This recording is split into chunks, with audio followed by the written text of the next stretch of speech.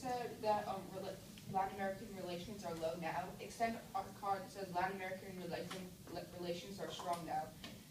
Category 13. Obama already swung through Latin America and the Caribbean. The U.S. is poised for what Biden has called the most active stretch of high-level engagement in Latin America in a long, long time. The U.S. is still Latin America's chief trading partner. In fact, total commerce hit a record $1 trillion last year. Obama administration may be more eager than usual to re-engage in Latin America and the Caribbean. Okay. And also, they said that the Cuba policy was the linchpin of weak relations, and that ending the embargo was vital to maintain soft power, but extend our card that says other policies undermined. Hakeem 13. Snowden requested asylum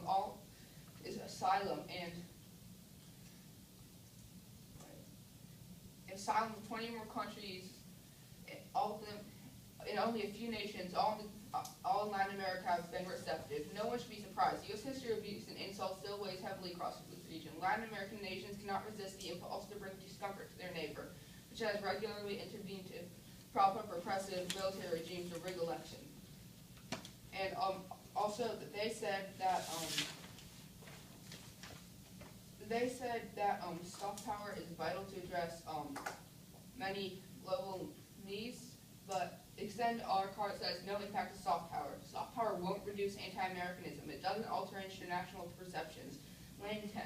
Multilateralism cannot inoculate the USA. USA's enormous power cannot be hit. Nice guys finish last. The U.S. did not attain hegemony by being nice, but rather by assertively using its power. A big gap between the way soft power advocates American foreign policy and the way the U.S. actually acts. The USA habitually act unilaterally. They are unlikely to be assured that soft power is not very effective. Okay, and also on the turn, all they said was that democracy does work and is good, but then our turn that people don't always know what's best for themselves. Just because they're a majority, that doesn't mean they know what's best for everybody. Okay, and their answers accomplish nothing. Our democracy turn said that democracy is good, but that creates a paradox. We say it's bad, say it's good, and you have no evidence to support it. And so yeah, let's get back up. Okay, and so now on to terror. They said there's a strong capacity to carry out attacks, but extend our card that says terror threat is exaggerated. Minimal terror risk. A comprehensive study of post-9/11 terrorists proves that they aren't good enough to complete successful attacks. Mueller and Stewart 12. We examined the 50 cases of extremist terrorism case studies that describe subjects with words such as incompetent, ineffective, irrational, and foolish. Terrorists would need to be radicalized, westernized, ingenious, meticulous, self-sufficient, disciplined, and psychologically tough. Studies do not abound with people with such characteristics. And they also said that Iran will sponsor terrorism, but extend our card that says that they won't. Iran won't give nuclear materials to terrorists. History proves. Pillar 12. Cronin's case rests on speculation after speculation about what mischief Iran could commit, with almost no attention to whether Iran has any reason to do these things. Nothing is said about an incentive to do this. Tehran would have strong reasons not to do it. Why would they want to lose control over a commodity that is as scarce as well as dangerous? No regime in the history of the nuclear age has ever transferred nuclear materials to a non-state group. This history includes the Cold War, when the USSR had built a huge nuclear arsenal and patronage relationships with a long list of radical and revolutionary clients. And they said that the plan resolves the problem with the terrorists, but extend our card says the terrorist is structurally flawed. No leverage from terrorist designations. It's too politicized. B or A. We have lots of other levers to pull for that purpose. Countries understand how politicized the list has become, watering down its effectiveness. A terrorism list does little to deter those governments from funneling arms to Hamas or Hezbollah. It's purely a political theater. They also said that nuke terror is a real threat. However, extend our card that said there's no nuclear terrorism. The risk of a successful nuclear attack is less than 1 in a million. They quoting Mueller 9. Terrorists are opportunists. They achieve success by keeping the attack simple. The complexity of a nuclear strike, the time, effort, risk, and expense contradicts that. Mueller analyzes the process of funding, designing, building, and transporting and detonating. Even the very generous 50-50 odds that he gives the accumulated likelihood of success means the accumulated likelihood of success is less than 1 in a million. Okay, and on our terror turn, all they said that countries wouldn't get mad, which is once again just creating paradox by saying exactly the same thing we do. But if we take Cuba off the terror list, and then if we take Cuba off the terror list and focus more on those other countries, they will be mad because Cuba got off the list and they still are, and even if they are really terrorists, they will be mad because we're focusing on them more, and they don't like us messing with them. And also on oil, they just had 2 cards. One said there's still a major risk of an oil spill, but extend our card says Cuban oil drilling has ended. The rigs have departed. Lucky's 12. That's been work off the coast of Cuba departed. That went island nations Mexico for reaping energy treasure beneath the sea. Cuba has been drilled for its 3rd unsuccessful well. And also they said loss of biodiversity hotspots causes extinction.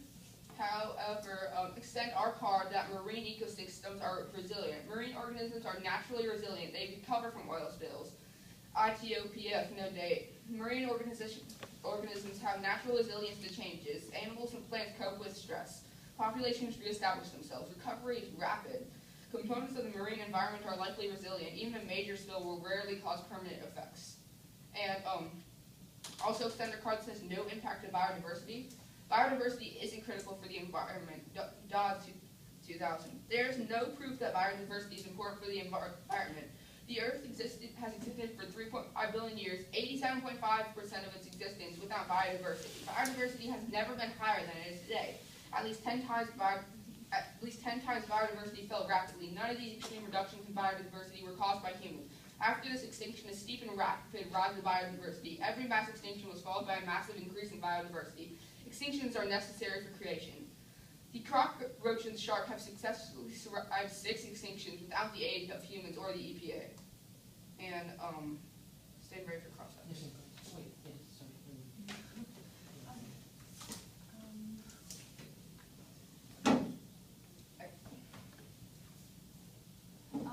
For DeCo,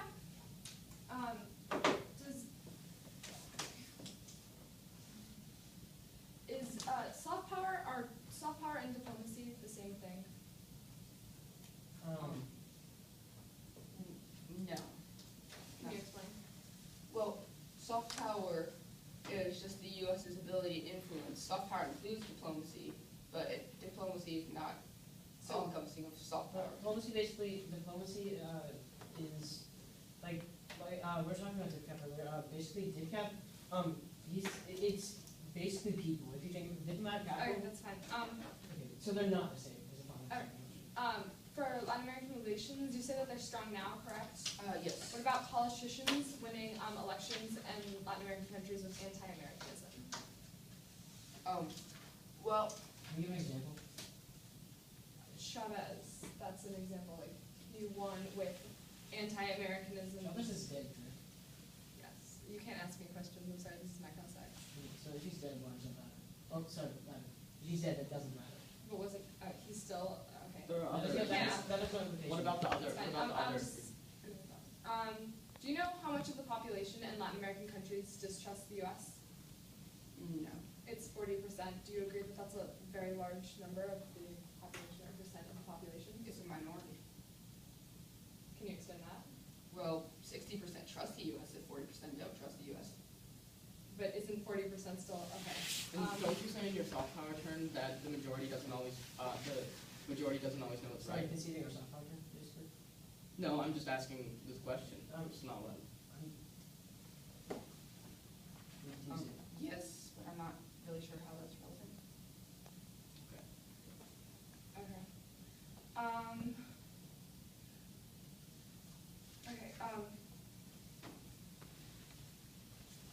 If the terror threat is exaggerated, as you said in your cards, why do we need to be engaging in the Middle East? Oh, well, we're not engaging in the Middle East because of terror. We're engaging in the Middle East because there's regional instability with Israel and Iran and Palestine and all these countries. And if we don't engage, there will be war in the Middle East. Our impact isn't terrorism, it's Middle East war and instability. Okay, did you state that soft power is resilient? Yes, And did you also say that soft power is declining? Yes. So how can that be?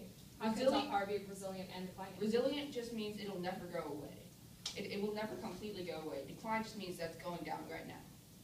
Okay.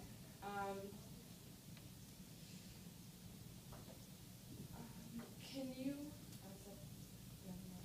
Can you give specific examples? Oh, never mind. Go back, I'm gonna go China decaf, and